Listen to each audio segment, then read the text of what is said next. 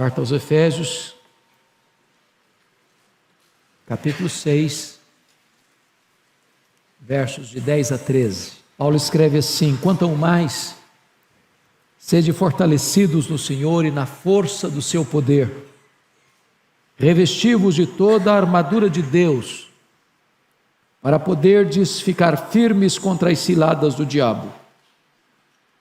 Porque a nossa luta não é contra o sangue e a carne, e sim contra os principados e potestades, contra os dominadores deste mundo tenebroso, contra as forças espirituais do mal nas regiões celestes.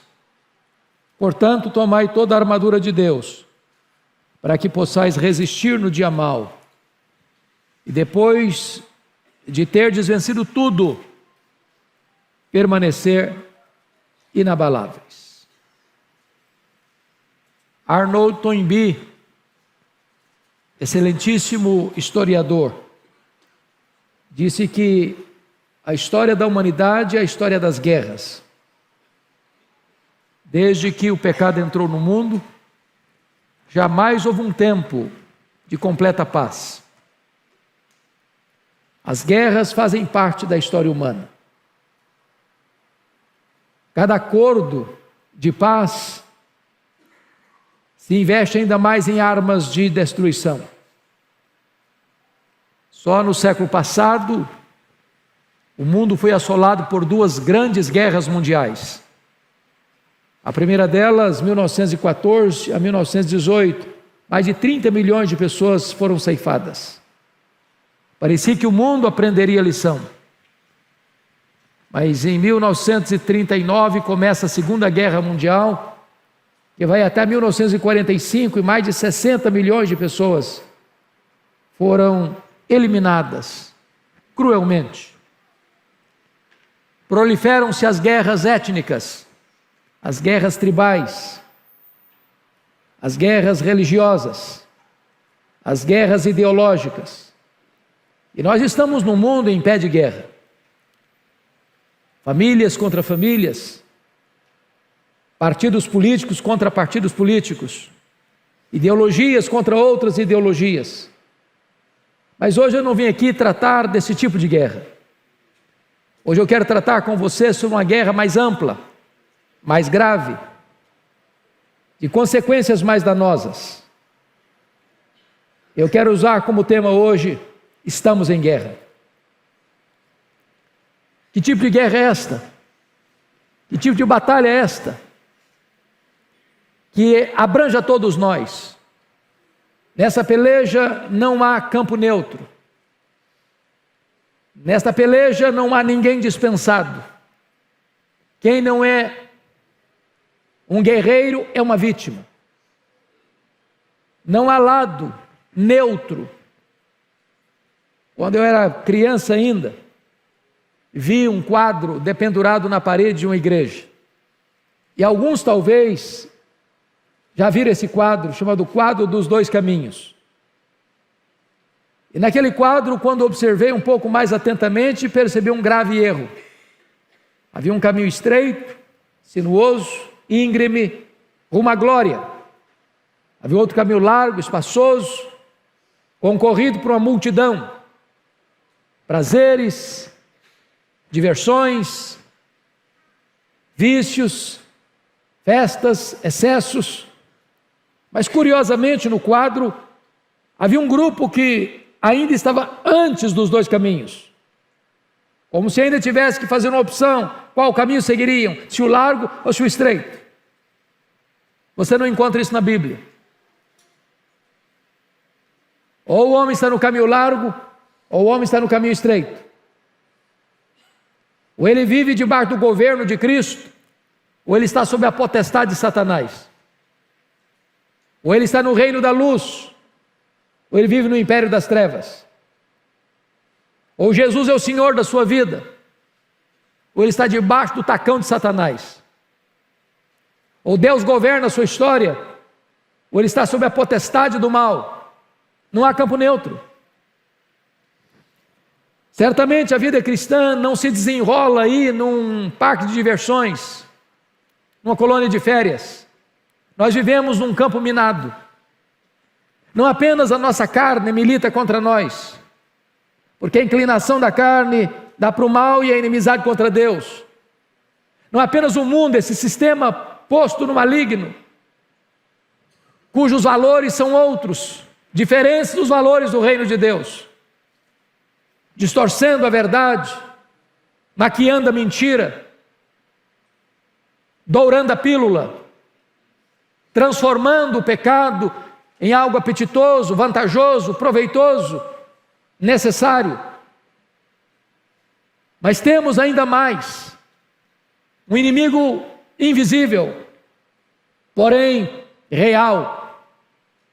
Um inimigo que você não pode lutar contra ele com armas carnais, mas você precisa de armas espirituais, poderosas em Deus, para destruir fortalezas e anular sofismas. Todos nós estamos nesta guerra. E hoje eu quero tratar com você exatamente sobre este assunto. No trato desta matéria, há duas coisas que precisamos nos acautelar e termos muito cuidado. Primeiro, é o perigo de subestimar o inimigo. Quando se trata de guerra, não há nada mais perigoso do que você enfrentar um inimigo que você não sabe quem é, não conhece o seu poder, a sua força, a sua estratégia, as suas armas, seu perigo, suas ciladas, suas armadilhas. Há muita gente ainda hoje, irmãos, até dentro das igrejas, que acham que o diabo é um ser mítico, lendário, uma força negativa, que não oferece qualquer risco, que não oferece qualquer perigo, e subestima o inimigo. Alguns dizem que o diabo não passa de uma formiguinha inofensiva, de um leão desdentado, de uma víbora sem veneno. E o apóstolo Paulo nos exorta a dizer que nós não podemos ignorar os desígnios de Satanás. Nós não podemos entrar nessa luta de cara limpa, usando armas carnais. Mas se este é um extremo, e há um outro extremo também muito perigoso. É o perigo de superestimar este inimigo. É o perigo de transformar a vida cristã numa espécie de batalha constante, onde você se esquece de que este inimigo, embora perigoso, real, invisível, espiritual, mas esse inimigo já foi vencido. O Senhor Jesus Cristo triunfou sobre ele na cruz, já arrancou a armadura dele, já o expôs ao fracasso, à derrota, à vergonha, ao opróbrio. Portanto, se nós estivermos com Cristo, na dependência dele, revestidos com o poder do Espírito Santo de Deus, nós entramos nesta batalha vencedores, vitoriosos. Então hoje eu gostaria de olhar com vocês esse texto que acabamos de ler e extrair dele algumas lições para nós.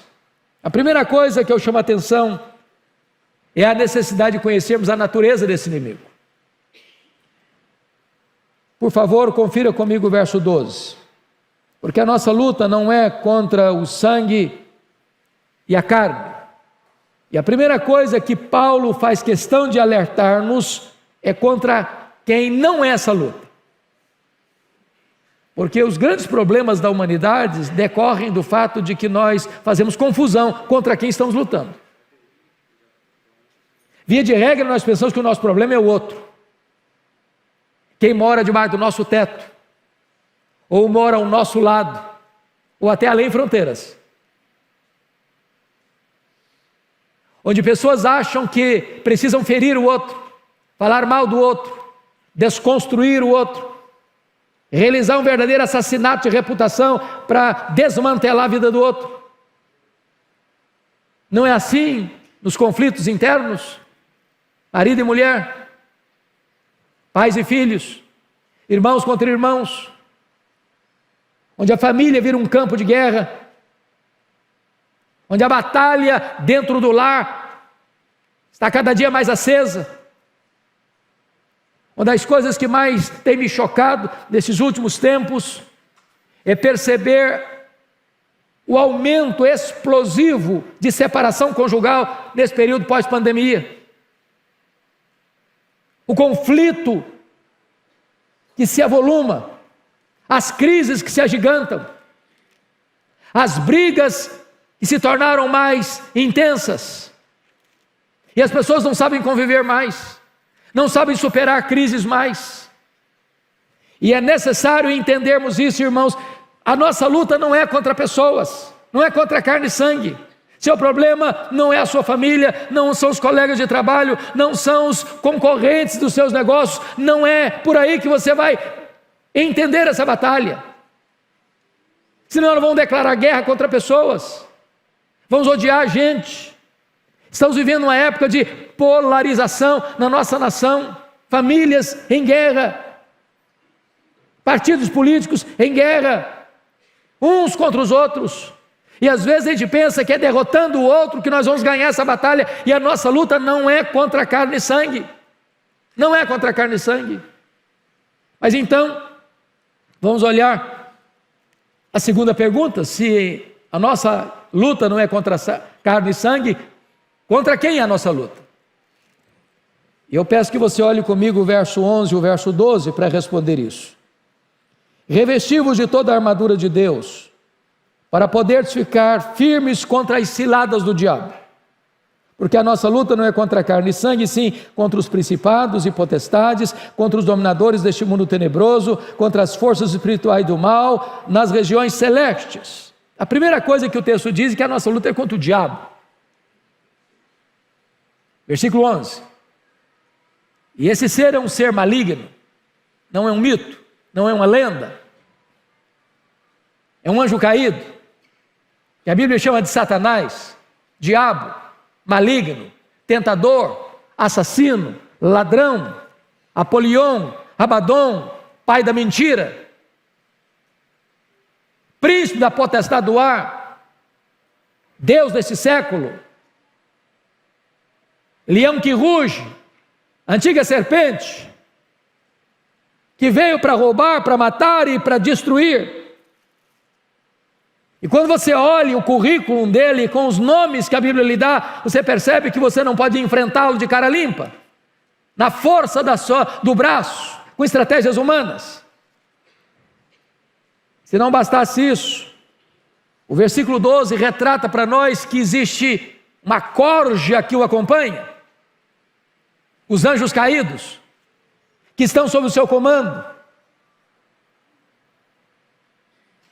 E John Mackay, escrevendo um comentário sobre Efésios, fala da ordem da desordem, porque você percebe que este inimigo tem uma organização no seu sistema maligno, principados, potestades, dominadores deste mundo tenebroso, forças espirituais do mal, são escalonamentos de poder neste mundo maligno que guerreia contra nós. Nas palavras do Dr. Mark Lloyd Jones, na melhor obra que já li sobre batalha espiritual, o combate cristão, ele diz que há demônios e demônios. É por isso que Jesus Cristo disse para os seus apóstolos: esta casta não sai senão com oração e jejum. Há resistências maiores e menores. E nós precisamos entender que toda essa estrutura maligna, toda essa orquestração do mal em estratificações de poder declaram guerra contra nós, e a nossa batalha é contra esses seres malignos que não dormem, que não tiram férias, que ficam nos espreitando, porque a Bíblia diz que o diabo anda ao nosso redor como um leão que ruge, procurando a quem devorar. Ele vive por aí, rodeando a terra e passeando por ela.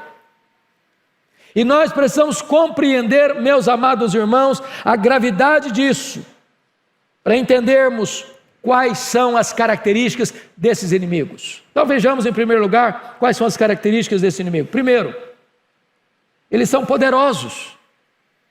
A Bíblia fala de principados e potestades. Não há nada mais perigoso do que a soberba espiritual de eu achar que eu tenho em mim mesmo a força, o poder para enfrentar o inimigo.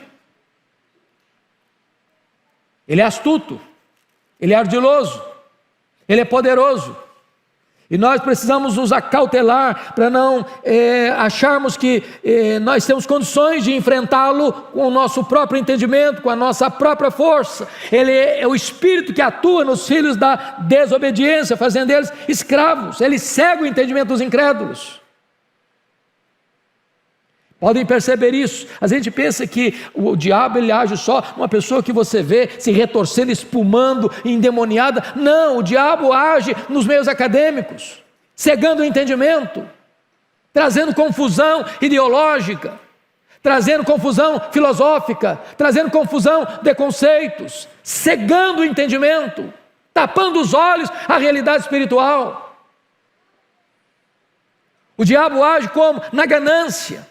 Como agiu no caso de Ananias e Safira, que foram enganados, porque eles queriam fama, e eles usaram esta questão para alcançar a fama, o dinheiro, como usou com Geazi, ou o orgulho, como usou com Uzias, ou a segurança pessoal na força do seu exército, como está lá em 1 Crônicas 21, com Davi, levando-o a fazer um censo, para mostrar a grandeza do seu exército. Precisamos nos acautelar, portanto, mas mais do que isso, esses inimigos são malignos. Veja você no verso 12, são neste mundo tenebroso, forças espirituais do mal. E a nossa luta vai exatamente entrar nessa questão que ele diz aí, contra dominadores deste mundo tenebroso. E a ideia aí é de trevas espessas, lôbregas, dos porões da iniquidade, das profundezas do mal. Quanta coisa imunda, quanta coisa horrível, quanta coisa maligna você vê hoje. E quando você vai cavar lá no profundo, você vai ver a ação do inimigo neste mundo tenebroso. Guerras, assassinatos, arrombamentos, assaltos, aborto, arrombamentos tirando a vida do outro, latrocínio. Tudo isso, irmãos, existe por trás muito mais que uma mente humana. O homem é caído, é verdade.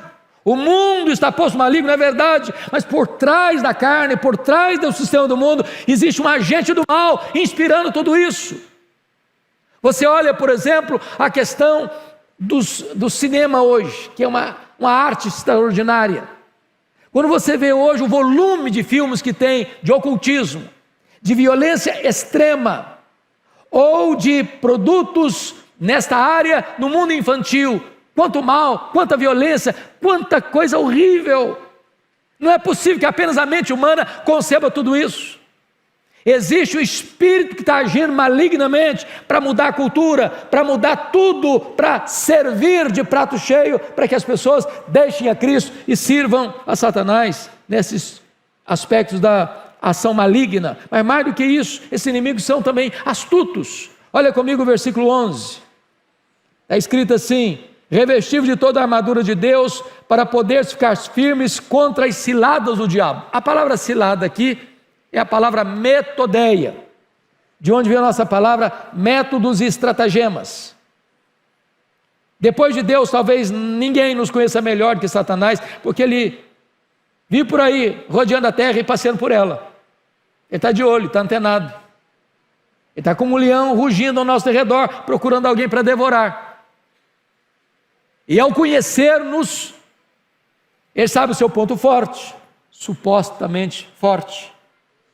Aquilo que você acha que você é forte, que pode ser o seu ponto mais fraco.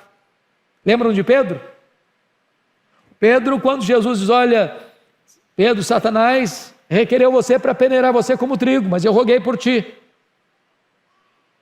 E Jesus havia dito para eles: olha, nesta noite todos vós os escandalizareis comigo, como está escrito, feriria o pastor e as ovelhas ficarão dispersas. E Pedro: não, Senhor, a corda não rói do meu lado, eu sou um homem forte, eu tenho confiança em mim mesmo, em que todos te abandonem, eu jamais, por ti darei minha vida, irei contigo para a prisão e para a morte.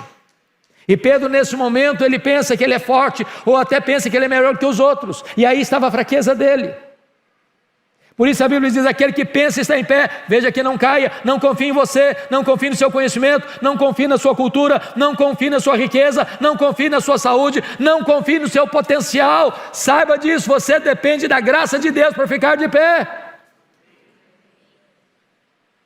Mas, amados, o inimigo também conhece o nosso chamado ponto fraco. Todos nós temos um calcanhar de Aquiles.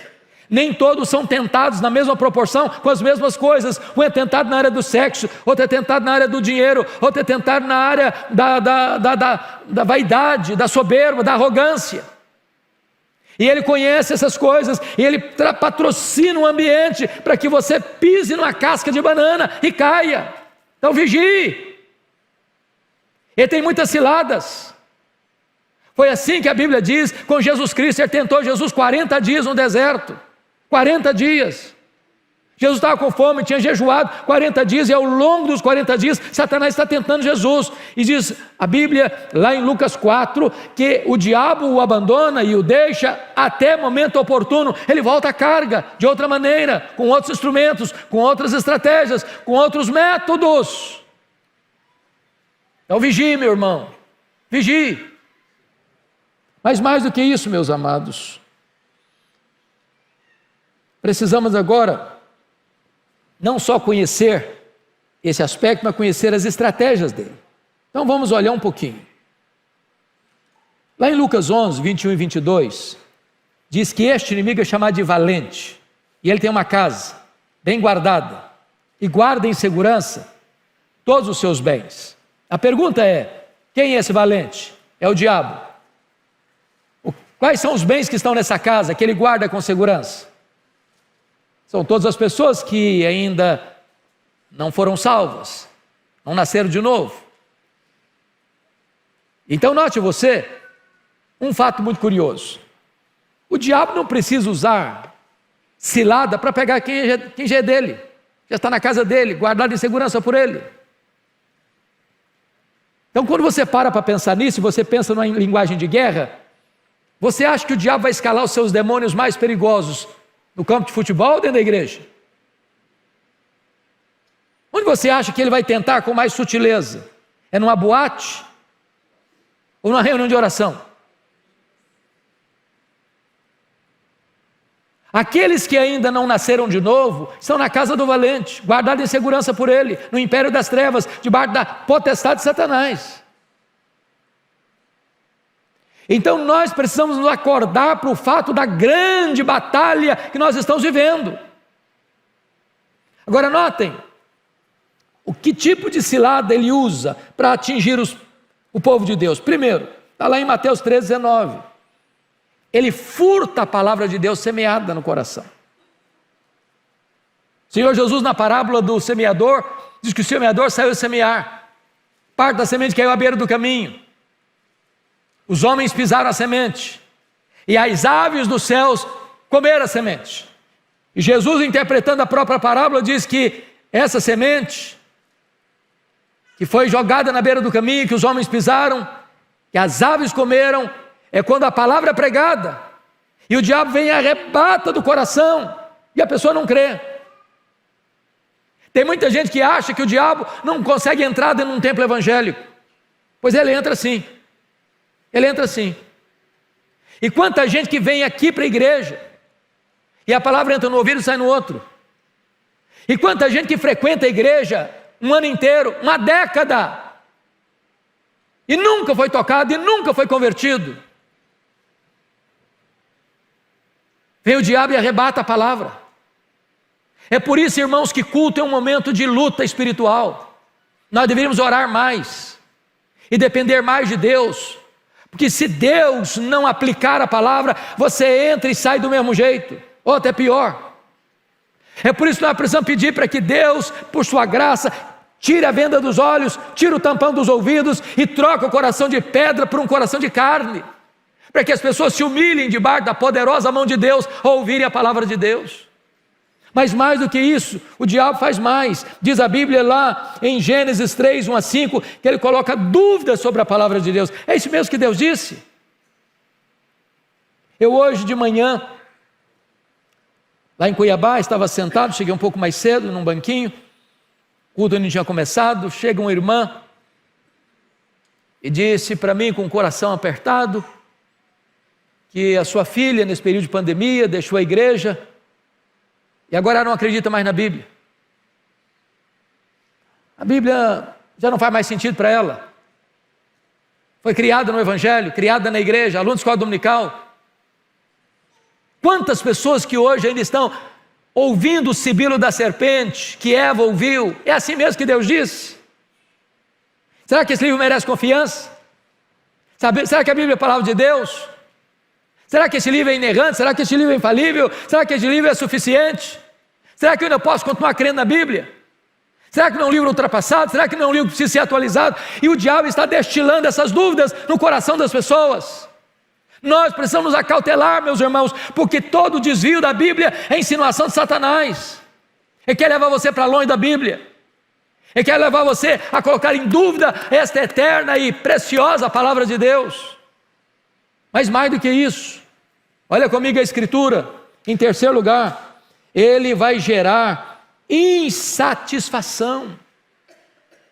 Meus irmãos, não tem nada mais perigoso que o diabo fez com Adão e Eva lá no Éden, que eu estou fazendo hoje. A pessoa está insatisfeita com a vida, está insatisfeita com a casa que mora, está insatisfeita com a roupa que veste, está insatisfeita com a comida que come, está insatisfeita com o cônjuge, está insatisfeita com os filhos, está insatisfeita com a igreja, está insatisfeita com a nação. Ela está insatisfeita, e quando você está insatisfeito, um paraíso vira um tormento para você. O jardim do Éden vira um lugar terrivelmente estreito para você.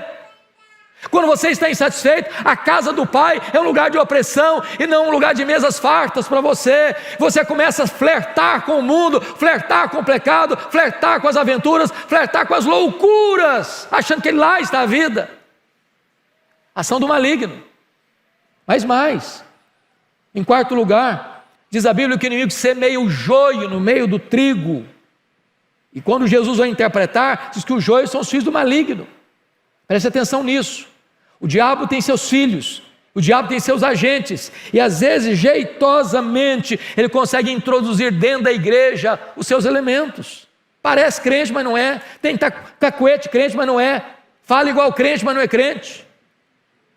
Sabe qual é a diferença do joio?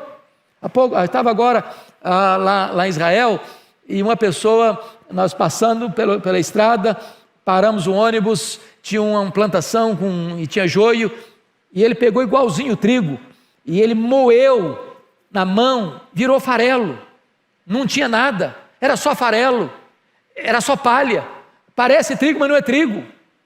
Na hora que a coisa aperta, na hora de tirar o extrato da vida, não tem vida. E o inimigo lança essas pessoas dentro da igreja, para causar cisânia, para causar divisão, para causar escândalo, para trazer confusão no meio do povo de Deus.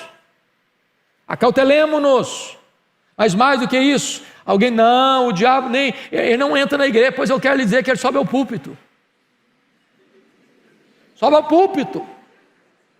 Lá em Zacarias capítulo 3 diz que o sumo sacerdote Josué estava ministrando e Satanás está do lado direito dele para se lhe opor. Quando um pregador se levanta para desviar o povo da palavra, para torcer a palavra de Deus, para pregar uma outra coisa, o diabo está lá, para desacreditar. Ou quando o pregador não está levando Deus a sério, o diabo está lá, do lado direito dele, para se lhe opor. Mas mais do que isso, irmãos, mais do que isso, a Bíblia fala que o diabo às vezes tem ingerência na mente de um crente. Vocês se lembram de Pedro? Lá em Mateus 16, depois de afirmar que Jesus era o Cristo, Filho do Deus vivo, Jesus falou para eles que ele tinha que subir para Jerusalém, ser entregue nas mãos dos principais sacerdotes, para ser crucificado, para ressuscitar o terceiro dia. E diz a Bíblia que Pedro chama Jesus à parte e passa a repreender a Jesus. Não, tem misericórdia de ti mesmo, tem compaixão de ti mesmo, isso não pode acontecer. E Jesus arreda Satanás. És para mim causa de tropeço. Jesus não está chamando Pedro de Satanás, não. Jesus não está dizendo que Pedro está endemoniado, não. O que Jesus está dizendo é que Satanás estava tentando introduzir na mente de Pedro ideias que não eram dele, para afastar Jesus da cruz. Mas mais do que isso, meus irmãos, o diabo pode pegar uma pessoa que está guardando mágoa no coração. Sabe o que a Bíblia diz? Não se deixe pôr o sol sobre a vossa ira, nem deis lugar ao diabo. O que o texto está dizendo? O texto está dizendo que quando um crente guarda mágoa no coração, fica com raiva de alguém, remoendo isso, ruminando isso, magoada, sem falar com a pessoa, sem perdoar a pessoa, ele está abrindo um flanco na vida dele para o diabo entrar. Irai-vos e não pequeis. Não se deixe pôr o sol sobre a vossa ira, nem deis lugar ao diabo.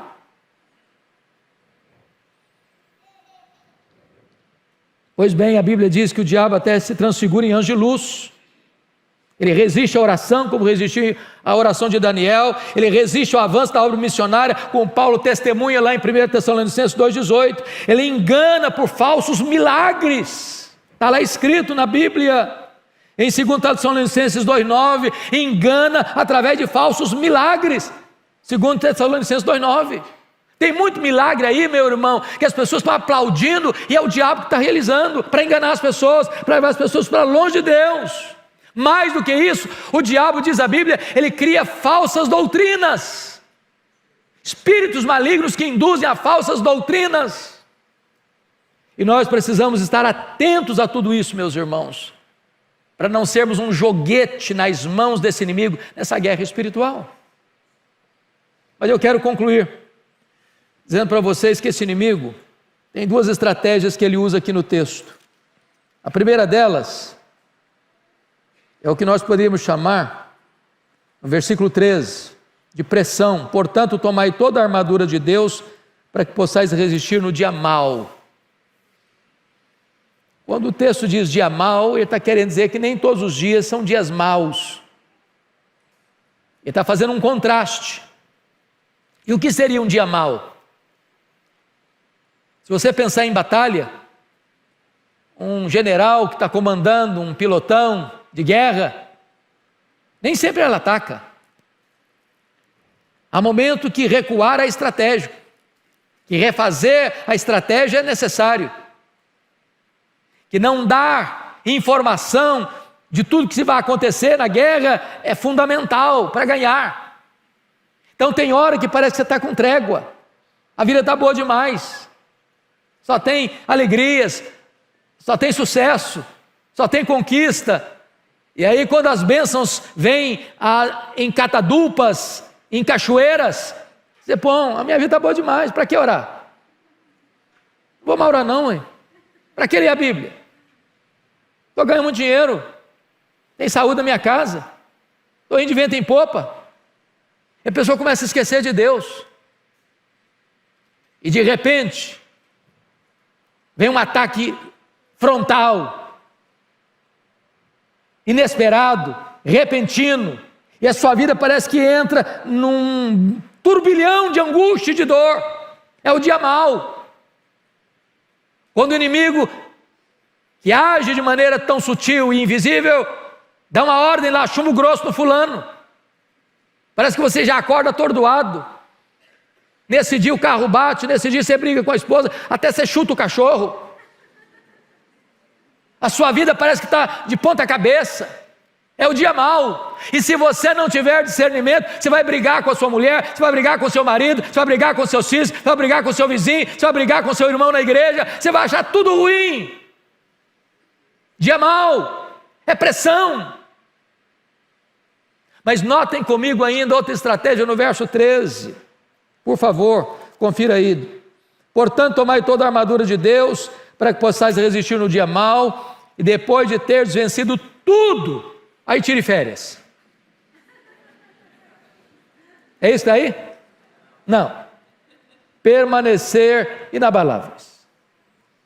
Me permita dizer isso, irmãos, não tem hora mais perigosa para você e para mim do que depois de uma grande vitória. A tendência é arriar as armas, afrouxar o cinto e descansar. Depois de uma luta vencida, fique firme, porque outras virão. Outras virão. Perseverança. Mas eu quero concluir mostrando para você, à luz do texto, quais são as armas que nós precisamos usar para vencer essa luta.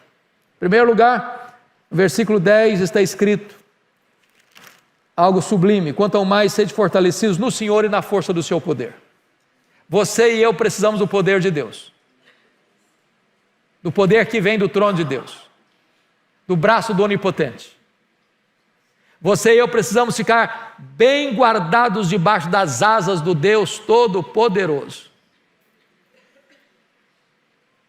Eu li certa feita uma ilustração tão simples, mas tão eficaz. Uma sala de escola dominical, uma criança foi perguntada: o que é que você vai fazer se o diabo bater a porta da sua casa? Você vai abrir? A menina respondeu: se eu for à porta e eu ver que é o diabo que está lá, vou abrir não, vou chamar Jesus para atendê-lo. Você não tem força, nem eu. Nós precisamos da força que vem do alto, sermos capacitados com o poder de Deus. Segunda coisa, amados, confira comigo, versículo 11: revestivos de toda a armadura de Deus. Toda a armadura de Deus. Tem peça para a cabeça, tem peça para o seu peito, tem peça para o seu braço, tem peça para os seus pés. O seu corpo precisa estar coberto. Mas é curioso que não tem peça para as suas costas. Você precisa vigiar. Vigiar, olhos atentos. Então, toda a armadura de Deus. Não entre nessa guerra de cara limpa, não. Nós não podemos ignorar o inimigo. Nós precisamos tomar toda a armadura de Deus. E preste atenção nisso. O inimigo já não tem mais armadura. A palavra armadura, panóplia no grego, diz que o mais valente do que o valente chega lá na casa dele, tira a armadura dele, prende-o e lhe divide os despojos. Em outras palavras, Jesus já entrou na casa do valente, Jesus já tirou a armadura do valente, Jesus já amarrou o valente, e Jesus tirou você e a mim da casa do valente, e hoje nós somos livres.